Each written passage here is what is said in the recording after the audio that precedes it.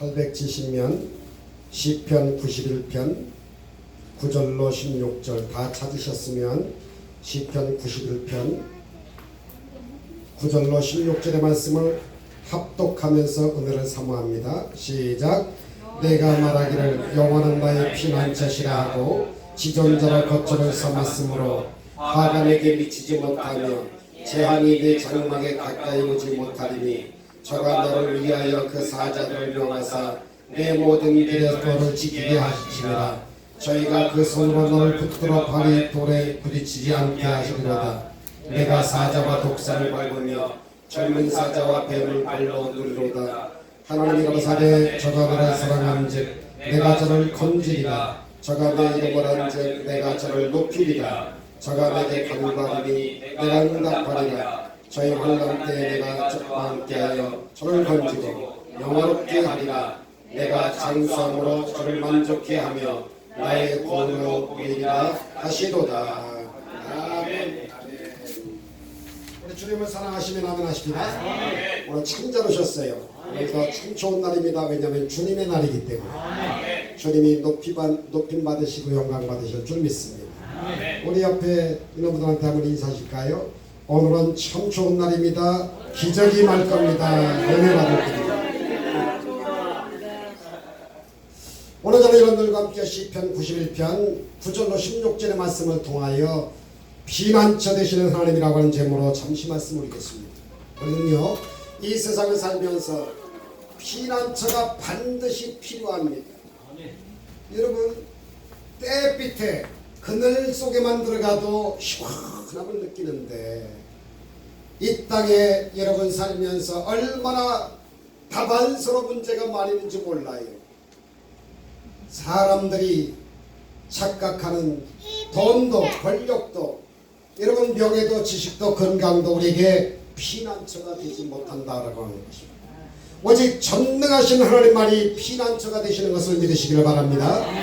첫째 말씀드리고 싶은 것은 유일한 피난처는 딱 한 분 하나님밖에 안 계시다고 하는 것을 여러분이 잊지 말아야 돼요. 오늘 성경 9절 좀 보세요. 시편 91편 9절은 이렇게 말합니다. 물론 1절부터 계속 말씀하고 있습니다만 네가 말하기를 야훼는 나의 피난처시라 하고 지존자를 너의 거처로 삼았다. 하나님을 피난처로 거처로 삼고 살아가시기를 주의 이름으로 축원합니다. 환난과 풍파가 많은 이 세상 가운데 우리가 피할 유일한 피난처라고 하는 것은 오직 우리의 주님의 품밖에 없어요. 한 곳밖에 없습니다. 하나님의 그 넓적한 그 안전지대에 그 가슴품만이 주님의 말씀만이 주의 성령의 능력만이 여러분 피난처가 된다는 것을 아셔야 돼요. 이 세상 그 어디에도 우리의 피난처가 없습니다. 아무리 우리가 좋은 집에 살아도 피난처가 되지 못한다. 권력을 가지고 높은 자리에 있지만은 안전지대가 못 됩니다. 여러분 이 세상에는 안전한 곳이 없어요. 우리의 피난처는 오직 우리 주 하나님의 품인 것입니다. 예수님의 십자가 그늘 비친 것입니다. 그래서 주님만이 우리의 피난처가 되시고 우리를 지키시는 보호자가 되시고 요새가 되시고 반석이 된다는 거예요. 시편 71편 저는 3절을 참 좋아합니다. 주는 내가 항상 피하여 숨을 바위가 되시나이다. 주께서 나를 구원하라 명령하셨으니 주께서 나의 반석이요 요새시요 그리고 나의 정말 피난처가 되십니다. 그늘이 되십니다. 바위가 되십니다. 힘이 되십니다. 이렇게 말합니다. 시편 91편 2절에도 나는 여호와를 향하여 말하기를 그는 나의 피난처요 나의 요새요 의리하는 하나님이라. 다윗은요 정말 잘 나갈 때도 하나님의 피난처라고 생각했지만 힘들고 지치고 미칠 것만 같고 우겨서 맞고 핍박받고 답답하고 거꾸로 나요 망할 것만 같을 때도 주님을 의지해서 피난처 안전지대라고 믿었기 때문에 죄를 졌음에도 불구하고 못났음에도 불구하고 여러분의 살인죄와 플러스하여 여러분 간음죄를 지어서 이 고로 죽음의 길 멸망길 지옥길로 갈 수밖에 없습니다. 그런데도 하나님은 범죄한 다윗을 용서하시고 내가 이세 아들 다윗을 만나니 어쩌면 내 마음과 그렇게 합했는지 내 뜻을 다 그에게 전부 다 맡기겠노라고 그렇게 말씀하셔서 태평 생활에 죄를 졌음에도 불구하고 40년 동안 이스라엘 백성들을 멋지게 피난처로 인도하고 안전지대로 인도하고 가장 부국 아주 그냥 강성한 때를 맡고 있었습니다. 그렇습니다. 주님이 나의 피난처가 되시고 나의 요새가 되시고 내가 믿고 의지하는 하나님이 되시는 것입니다. 짤막하게 사는 인생길에서 오직 여러분 주님만을 의지하고 나가시면 그 짤막한 인생 속에서도 모든 환난에서 지켜주시고 보호해주시고 건져주시고 우리에게 놀라운 은혜와 축복의 자리로 인도해 주시는 것을 믿으시면 아멘 하시기 바랍니다. 시편 91편 10절과 11절에도 이렇게 말합니다. 화가 내게 미치지 못하며 재앙이 네 장막에 가까이 오지 못하리니 그가 너를 위하여 그의 천사들과 모든 길에서 너를 지키게 하여 주시느니라. 주님이 우리를 지켜주십니다. 무엇보다도 전지전능하신 하나님께서 우리와 함께 하시고 우리를 사냥꾼의 올무와 극한 연병에서 죽을 병에서 돌림병에서 지켜준다고 했기 때문에 아무리 코로나가 승행한다 할지라도 하나님은 지켜주시는 거예요. 3절입니다. 이는 그가 너를 새 사냥꾼의 올무에서와 심한 전염병에서 건져주실 것이니라.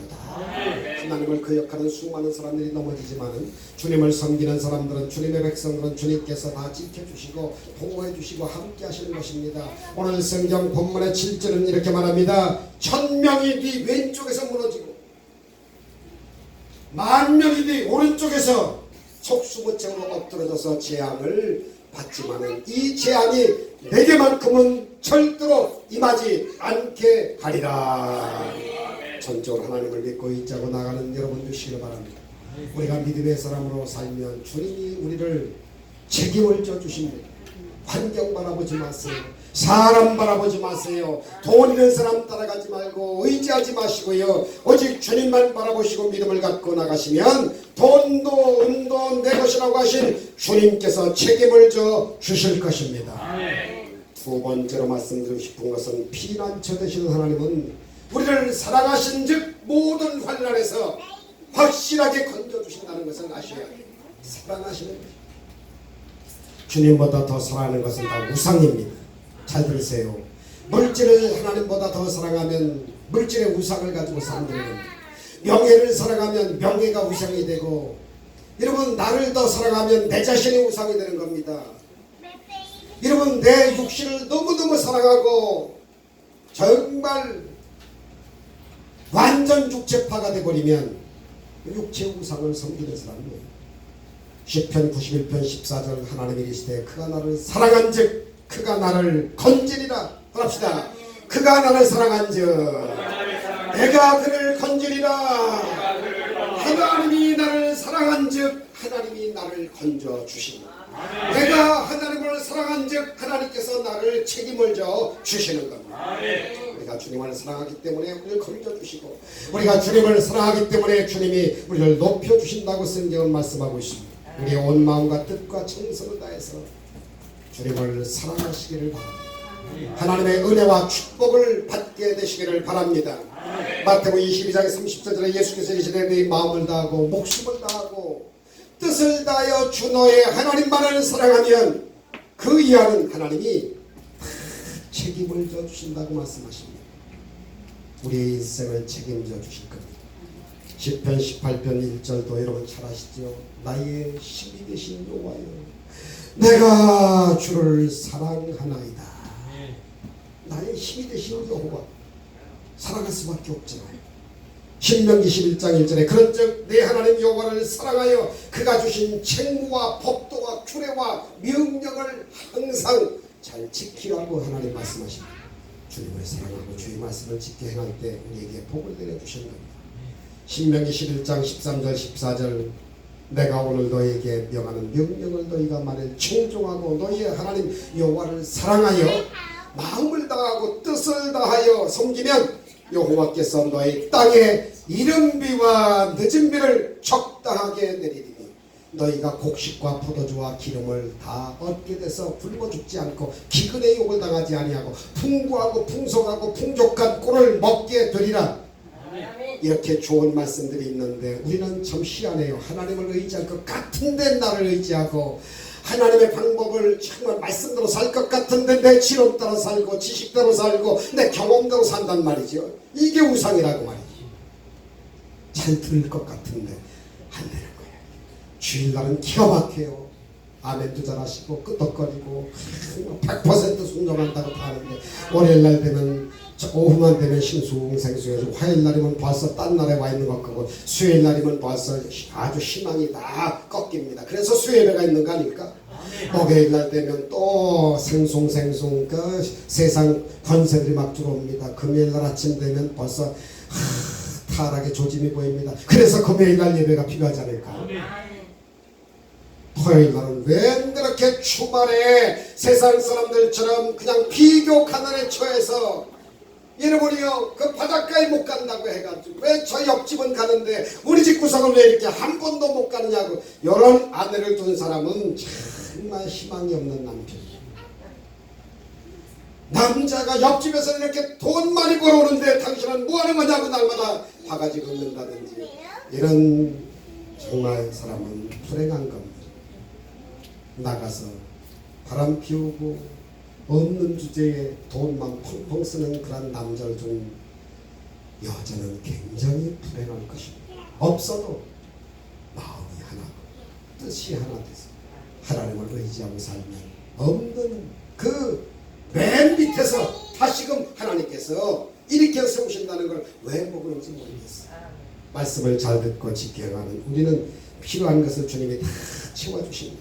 왜 우리가 걱정합니까? 전적으로 주님을 믿고 의지하지 않았기 때문에 이 염려가 들어오고 걱정이 들어오고 탄식이 들어오는 겁니다. 이 염려하는 시간에 결정하는 시간에 단식한 시간에 불평한 시간에 주의 말씀에 귀를 기울이시기를 바랍니다. 할렐루야. 주의 말씀을 묵상하시기 바랍니다. 그리고 믿음을 세우셔서 앞으로 전진해 나가시기를 바랍니다.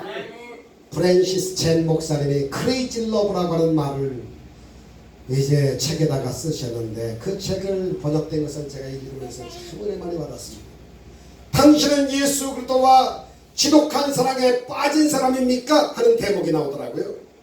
그런데 빠지 못한 미직지근한 반쪽짜리 헌신 같은 단어가 어울리는 사람이 더 많다 하는 얘기를 하면서 18가지 조항 중에서 10가지만 제가 한번 말씀드려 볼게요.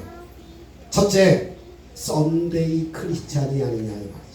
주일에는 교회에 나와서 예배를 드리는데 일주일 내내 주님을 잊어버리고 사는 사람이 아닌가 하는 질문을 그분이 해놓으셨어요. 두 번째, 주님 앞에 헌금을 드리고 기부하는 일은 여유가 있을 때만 하지 내가 힘들고 어려울 때는 전혀 헌금을 안 한 성도가 아주 많다는 거예요. 셋째, 하나님보다 다른 사람이 나를 어떻게 볼까 하고 이목에 집중이 된 사람이 너무 많다는 거예요. 다른 사람들의 이목에 더 신경을 쓰지 않느냐 그 말이죠. 하나님은 보이지 않고 사람들은 보이니까 사람들이 보이는 그 사람들 그 앞에서만 잘 보이고 하지만 하나님 앞에서는 적당히 마음대로 사는 사람들이 너무 많다는 거예요. 넷째로, 감동은 받지만 실천을 하지 않는다는 거예요. 말씀을 들을 때 때때로 감동은 받고 일시적인 순한 눈물이 흐르지만은 그대로 살지 아니하고 그냥 물 흐르듯이 잊어버리고 지나가는 사람들이 또 왜 그렇게 많다는 거예요. 다섯째, 복음을 전하지 않는다는 겁니다. 전혀 믿지 않는 사람들에게 복음을 전하지 않고 혼자서만 교회 왔다 갔다 하고 있지 않느냐? 그건 죽은 믿음, 현상 유지에 겨우 얻는 턱걸이 구원받은 신자가 태반이라는 거죠. 여섯 번째, 세상의 기준에 따라 산다는 거예요. 대단히 불행하기도 하나님의 복대로 살지 아니하고 세상에 나가서 적당히 죄와 타협하며 사는 사람들이 의외로 많답니다. 일곱 번째, 목숨을 다해 하나님을 사랑하지 않고 여덟 번째, 천국보다 세상에 더 관심이 많다는 겁니다. 세상 일에 관심이 많고 세상 것을 얻기 위해서 그저 정신을 잃고 그것에 빠져 있다면 그것은 부끄러운 신앙생활을 하는 것이 아닙니다. 아홉 번째, 가난한 사람들에게 베풀지 않는다는 겁니다. 나는 풍성한 삶을 살아가고 있으면서도 우리 주변에 가난하고 병든 사람들을 전혀 의식적으로 돌아보지 아니하고 고개를 돌리는 사람이 많다는 겁니다. 마지막 10번째, 이것이 우리가 좀 심각하게 고민해봐야 할 문제인데 믿지 않는 사람들처럼 산다는 겁니다. 따라합시다. 현대인은 믿지 않는 사람들처럼 산다. 직장을 다니는데 믿는지 믿지 않는지 몇 년 동안 교회를 다녀도 구분이 안 되는 사람이 있다는 겁니다. 나중에 저 사람은 교인이었어. 이렇게 얘기를 듣는다면 우리는 정말 세상에 살면서 믿는 사람들의 본을 보이지 못한 것이라고 할 수 있는 겁니다. 그런데 세상에 어울려 살려니까 전혀 내색을 하지 않고 그들과 어울려 지냅니다. 몇 년을 다녀도 교회 다니는 것을 아무도 모릅니다. 식사할 때도 그냥 이렇게 하면서 그냥 감사합니다. 먹기 돼서 감사합니다.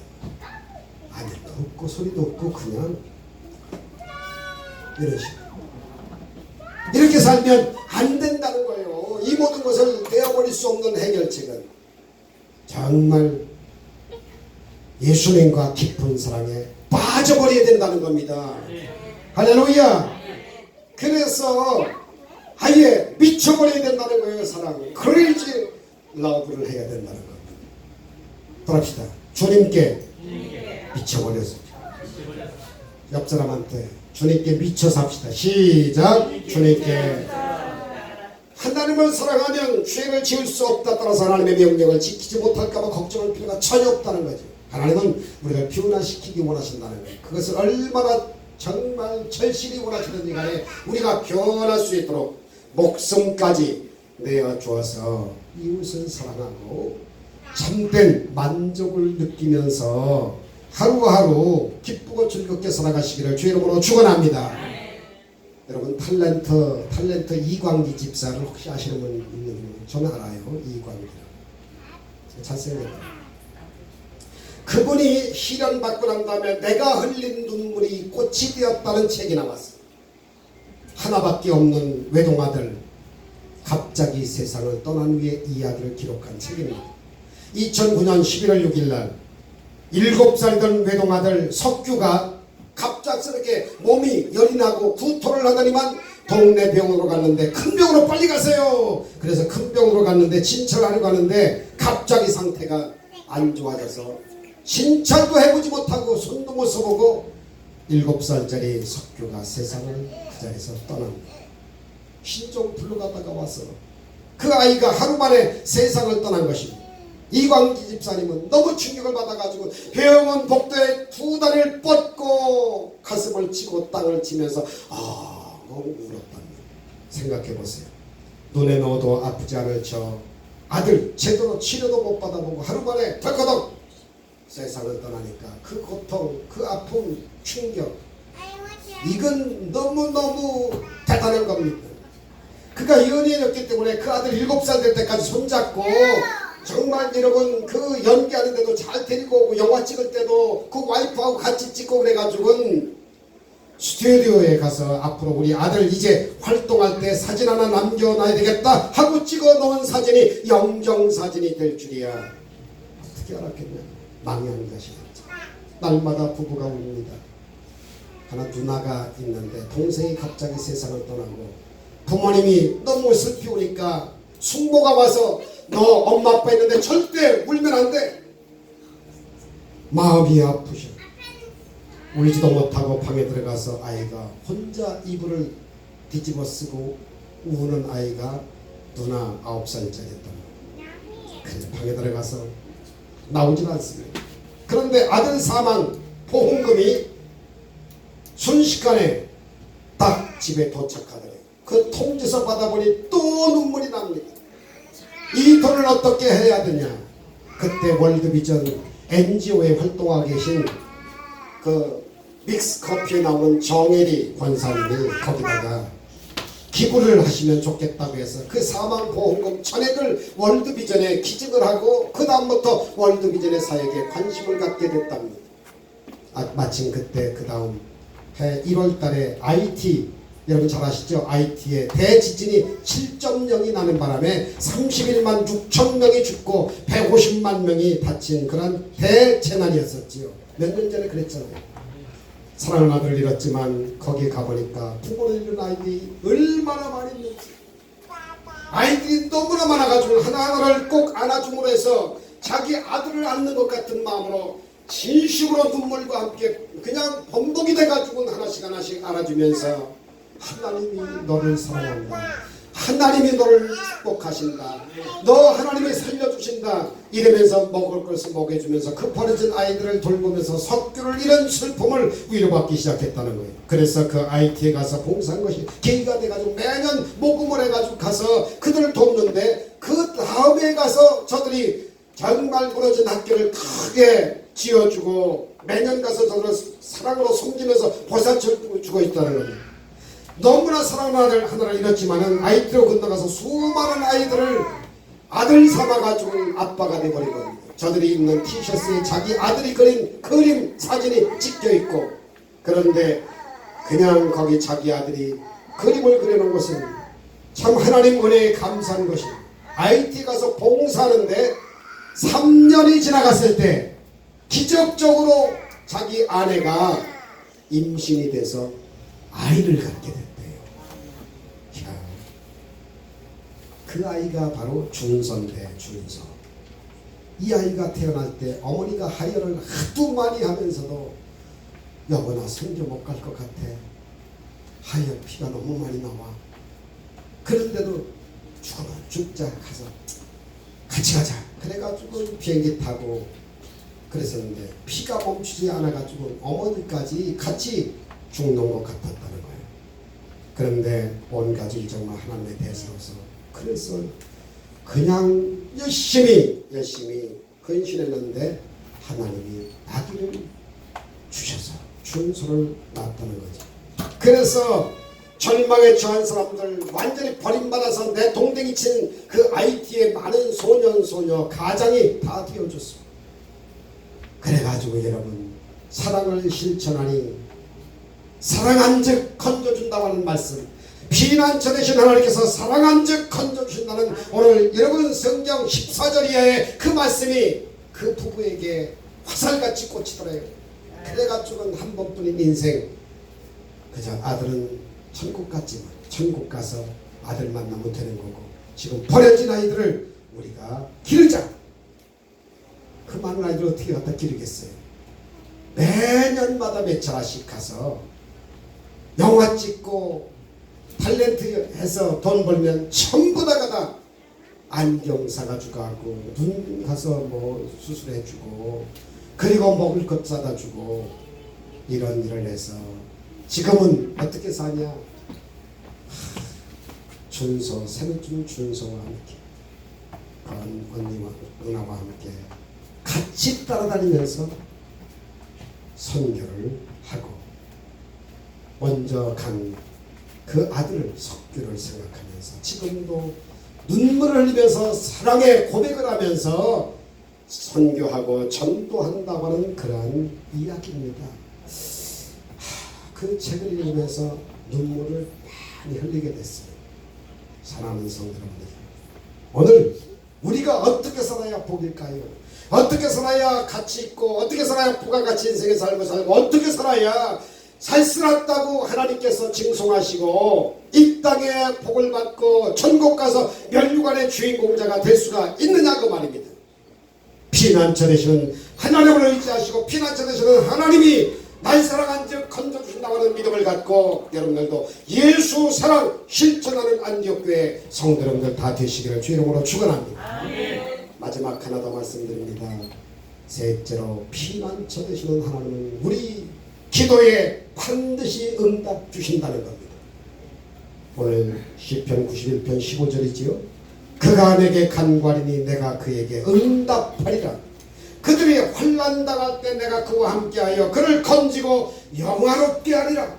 기도는 하나님께서 우리에게 주신 놀라운 축복의 선물이라는 겁니다. 하나님의 축복을 받는 영적인 통로라고 하는 겁니다. 하나님과 영적으로 만나 교제하는 그 놀라운 은혜와 축복이 기도를 통해서 여러분 가정에 정말 보장받고, 힘든 가운데서도 여러분 쉽게 하나님이 짐을 감당해 주시고, 안 될 것 같은데 기도하면 되게 만들어 주시고, 넘어질 것 같은데 일으켜 주시고, 불행할 것 같은데 행복하게 만들어 주시고, 정말 구준날이 많은 것 같은데 그 영적으로 마음으로 가정에 햇빛 뜨는 그러한 정말 찬란한 축복이 임하는 이러한 축복은 기도 생활한 사람만이 느낄 수가 있는 것입니다. 기도 많이 하시기를 주 이름으로 축원합니다. 일생을 살아가며 주님과 통하는 삶을 살기 위해서 우리는 기도를 생활해야 됩니다. 습관해야 됩니다.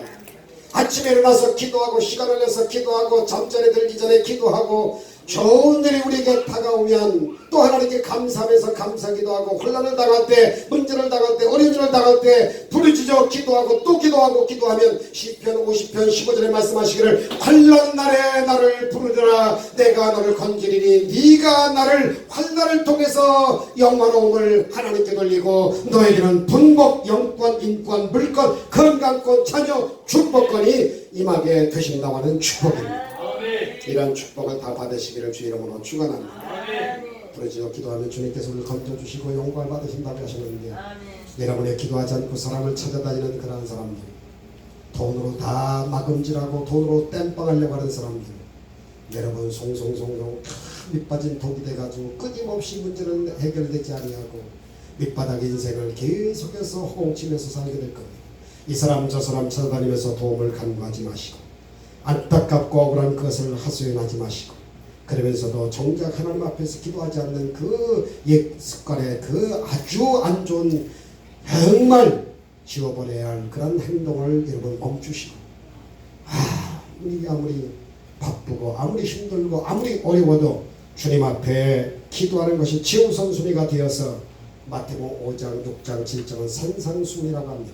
예수님께서 주옥같은 말씀 그랬더니 어떻게 살아야 정말 될 것인가를 말씀해 주시는데 그곳에서 여러분 7장의 마지막 결론 삼아서 주님께서 말씀하시기를 주기도문을 가르쳐 주시고 7장에 가서 기도에 대해서 이렇게 말씀하십니다. 7장 7절 8절 구하라 그리하면 너에게 주실 것이요 찾으라 그리하면 찾아낼 것이요 문을 두드리라 그리하면 너에게 열릴 것이니 구하는 이마다 받을 것이요 찾는 이마다 찾아낼 것이요 두드리는 이에게 열릴 것이니라. 11절 너희가 악한 자라도 좋은 것으로 자식에게 줄 알거든 하물며 하늘에 계신 너희 아버지께서 구하는 자에게 좋은 것으로 주시지 않겠느냐.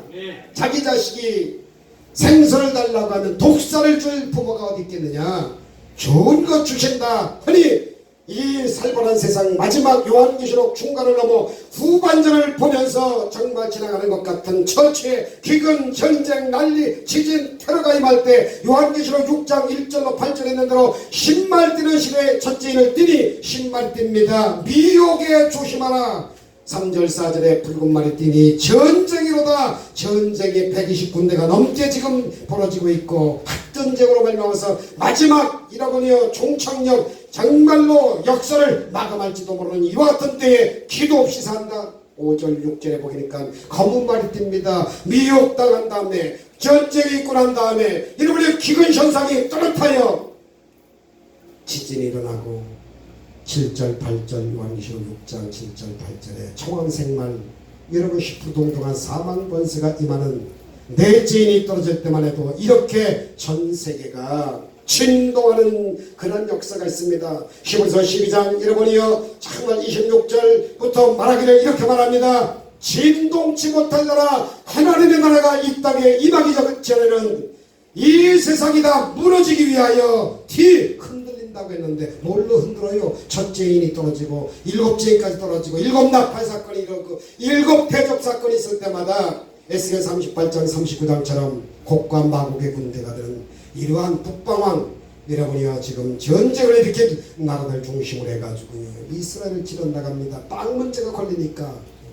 그래서 앞으로 여러분이요 아마겟돈 전쟁이 순식간에 임하게 되면 무기또라고 하는 곳에서 정말 세계 말들이 다 오고 여러분이요 전쟁 물자들이 다 와서 그곳에서 여러분이요 말굴레까지 피가 차는 전세계 젊은이들이 와서 다 죽는 이러한 일들이 번져나갈 텐데 이런 것을 목전에 알고 성경을 아는 사람으로서 밤잠이 오지 않을 때가 있습니다. 과연 안디옥교는 어떻게 흘러가야 되는 것인가. 안디옥교에 속한 이 죄직들과 성도는 어떻게 살아야 복인가. 여러분이요 기도 없이 산다 맨정신 가지고 살 수 없다는 것을 여러분이 꼭 기억하시고 첫째도 기도, 둘째도 기도, 셋째도 기도, 깨어서 기도하는 여러분들 되시고 하나님의 말씀에 늘상 여러분이요 집중하셔서 매일 시간만 나시면 쪽부금이라도 여러분 주머니에 넣고 다니면서 펼치셔서 한 장 한 장 시간 내서 읽으시고 요즘에는 얼마나 좋습니까? 여러분이요 핸드폰 피기만 하면 거기 정말 성경 찬송을 딱 치게 되면 구약과 신약 쫙 나오기 때문에 여러분이요 쓸데없는 거 그거 바라보지 마시고 성경을 바라보시고 그리고 읽으시고 외우시고 다니시면 얼마나 피난처 되신 하나님께서 우리를 안전지도로 인도하시겠느냐 그 말입니다. 주여 정말 외롭다 할지라도 하나님 아버지요 내 동댕이 침을 받는다 할지라도 누워 눈물 짓는다 할지라도 몸이 아파 병상에 있다 할지라도 아버지여 나를 불쌍히 여겨 주옵소서. 주님 피난처 되시오니 주님만 바라보고 살겠나이다. 주님이 나의 구세주가 되십니다. 주님만이 나의 도우심과 방패가 되십니다. 주여 시편 33편 20절에 내 영혼이 하나님만 바라며 그가 나의 도움과 방패가 되었다고 하셨는데 오른쪽 손에 도움의 손길 정말 생명의 본체 되시니 생명 지켜주시고 물질의 자본주 되시니 물질로 도와주시고 방패 손방패가 되신 아버지요 죄악도 저주도 질병도 죽음도 원수마귀도 나에게 다가오지 못하도록 기도합니다. 불쌍히 여겨주시고 이기고 벗어나게 만들어 주옵소서 하면서 기도하고 살아야 할 때나 그 말인 것입니다. 말씀을 적으려고 합니다. 주님께서 내 마음에 평안함을 주실 때까지 기도하고 또 기도하고 또 기도해야 됩니다. 기도를 멈춰서는 절대 안 됩니다. 주님의 응답이 올 때까지 계속 기도하십시오.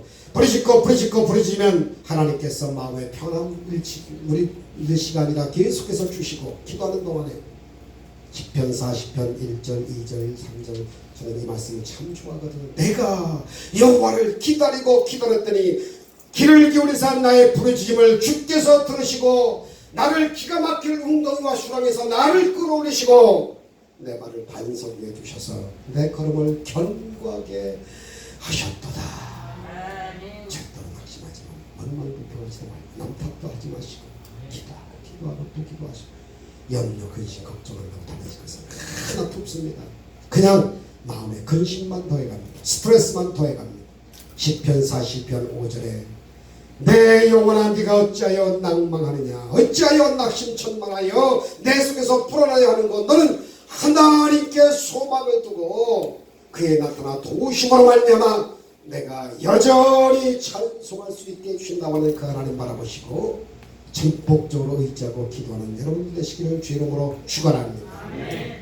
16절 내가 그를 장수하게 하므로 그를 만족케 하며 나의 구원을 그에게 보이라 하도다. 감사로 제사를 드린 자가 나를 영화롭게 하니 그의 행위를 옳게 하는 자에게 내가 하나님의 구원을 보이리라. 시편 50편 23절에도 그런 말씀이 있습니다. 기도하면서 주님 앞에 여러분의 사명을 깨닫고 맡겨진 사명 그 완수를 위하여 최선을 다해서 열심히 안디옥 교회와 함께 달려나가는 여러분 다 되어지시길 주 예수 이름으로 축원합니다. 두 손을 드시고요 하나님 앞에 간절히 기도하는 자세를 갖고 딴 생각하지 마세요. 주여 내가 주님을 피난처로 삼지 못하고 늘상 내 방법, 내 지식, 내 경험, 나 중심으로 이렇게 살아와서 다반서로 갈릴리 바다가 흉흉하게 정말 파도가 임하는 것처럼 내 인생은 계속 파도치는 인생이었습니다. 안전지대에 살지는 못했습니다. 하나님 용서해 주시고 이제부터 피난처 되시면 하나님만 바라보고 살겠나이다. 그리고 하나님 아버지여 이제 정말 그 주님만을 사랑하며 살겠나이다. 사랑한 즉 건져 주신다고 했고 그리고 피난처 되신 하나님께 부르짖고 기도하면 다 하나님께서 장수하여 만족해 하고 기도하는 것마다 평안함과 기쁨과 소망과 사랑과 영원히 잘된 같이 범사와 되는 강건한 축복 주신다 했으니 이제부터 그렇게 살겠나이다. 기도하게 하옵소서. 주여 세번하고 기도합니다. 주여 주여